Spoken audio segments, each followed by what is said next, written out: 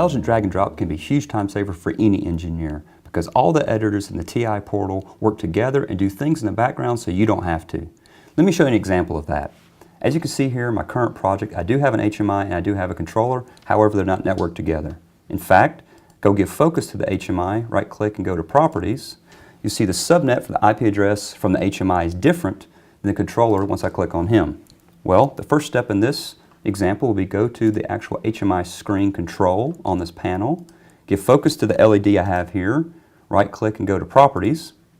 Now I have the process tag available for the LED. Let me go give focus to the tag table from the actual controller.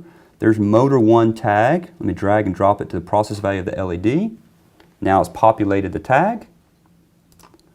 Let me actually go back to the device view. You can see here now I have a physical connection between the controller and the HMI.